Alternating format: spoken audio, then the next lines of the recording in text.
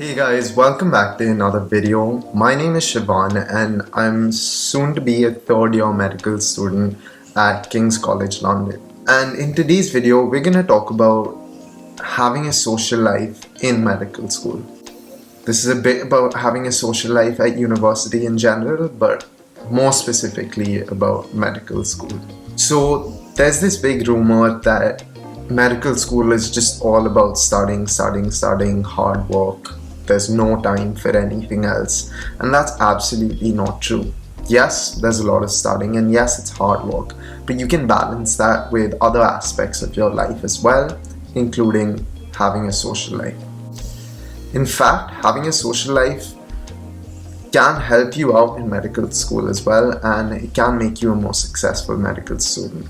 But we'll get back to that later, because first I want to ask you to go check out my YouTube channel, because I make videos about medical school and university. Check out my videos, and if you enjoy them, if you find them interesting, if you think you'd be into something like that, then smash that subscribe button and join me for a lot more. So there are many benefits to socializing in medical school. It gives you a chance to step away from your school life. It helps your overall development as a person. You'll end up building a support system that'll help you through many inevitable challenges in medical school. And overall, having friends and people around you is good for your mental health. At the same time, socializing and social lives can be much more complicated. The first thing I want you to understand, if you're in medical school, going to medical school, or thinking of going to medical school, is that everyone is different. Although all medical students are good communicators and, have some capability when it comes to human interaction, not everyone is the same. Everybody enjoys different things. Everybody has a slightly different personality. Many people may be super social. They may enjoy going clubbing all the time, going for parties, interacting with a bunch of people. There may be other people who are super social but in a different way. They like going and meeting a lot of people one-on-one all the time.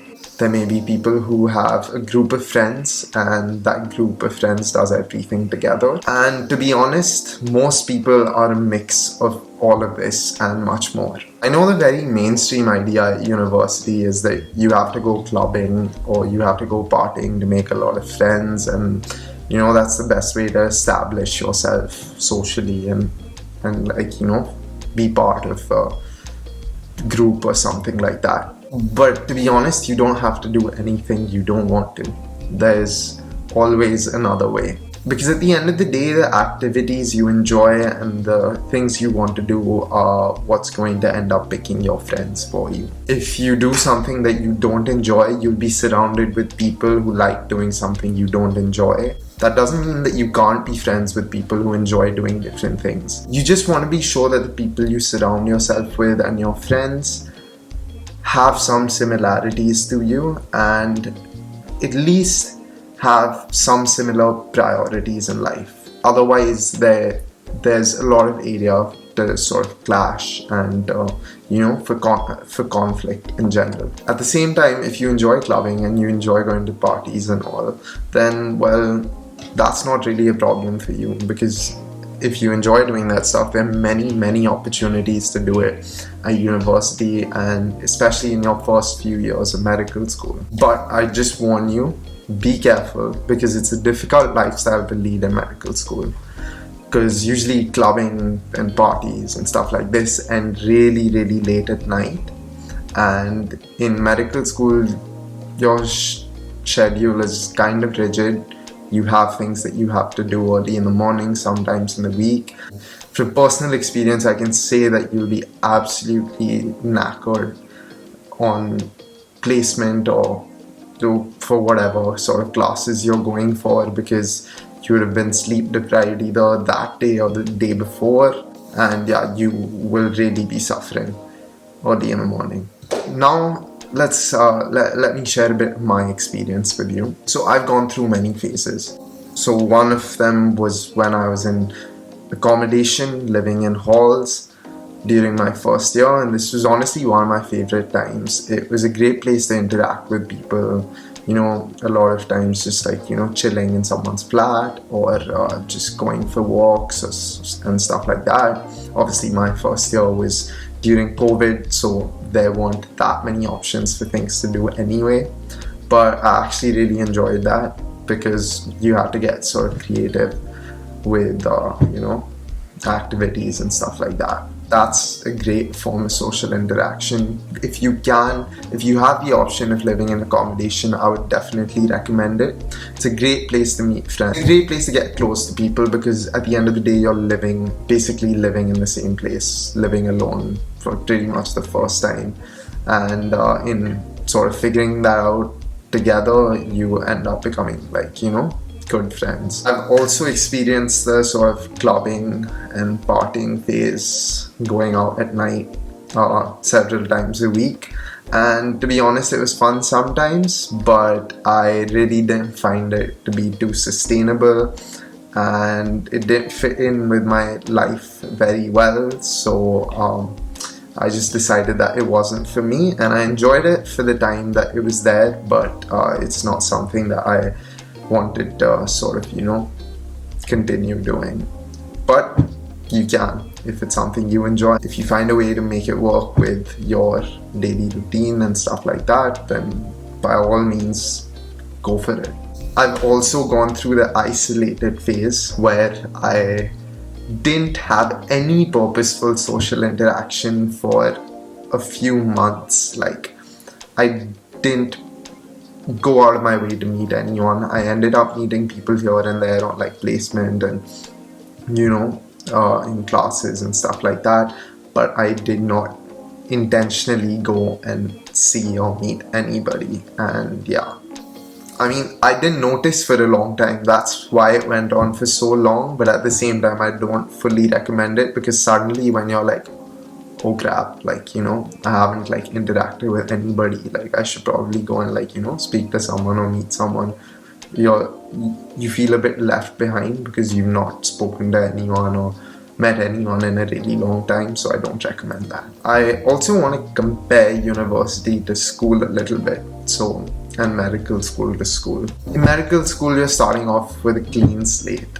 Whatever misconceptions people had of you in school, or sometimes in school you get forced into a position or into an area that you don't want to be in, and then there's no way out of it, and you create this image of yourself that sticks in school, and it's hard to get out of it because you're in an enclosed environment, and that environment persists for years and years, and people surrounding you don't change, and you don't have too many options because it's usually a small class of people in school.